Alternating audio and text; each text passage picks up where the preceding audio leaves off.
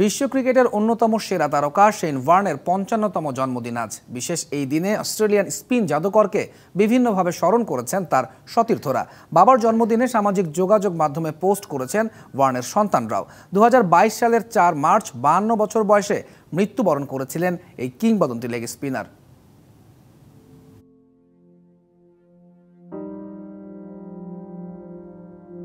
In your mind's eye, still you see him, standing calm atop his mark.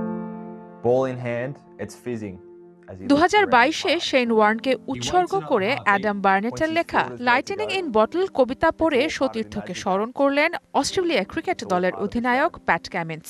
আর অধিনায়কের কণ্ঠেই নিজেদের কিংবদন্তিকে স্মরণ করল cricket Australia. He lets it go, the rest we know. সবার জন্য leg spinner হলেও ওয়ার্নের সন্তানদের জন্য তিনি শুধুই বাবা। জন্মদিনে সামাজিক যোগাযোগ মাধ্যমে বাবার সাথে ছোটবেলার ছবি দিয়ে স্মৃতিচারণ করেছে তার সন্তানরা। ওয়ালটন টেলিভিশন মাত্র ২৫,৪৯০ টাকায় পাচ্ছেন গুগল টিভি। ১৯৯২ সালে অস্ট্রেলিয়ার হয়ে অভিষেকের পর ১৩ বছর স্থায়ী ছিল শেন ওয়ার্নের আন্তর্জাতিক ক্যারিয়ার।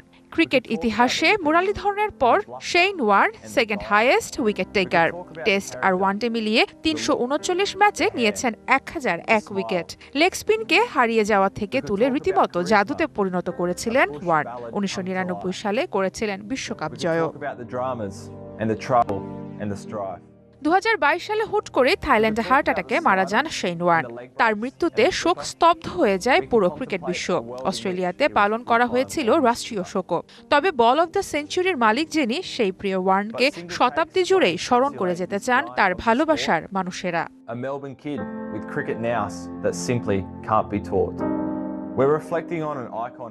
সারা মাহবুব, ডিবিসি নিউজ ডেস্ক।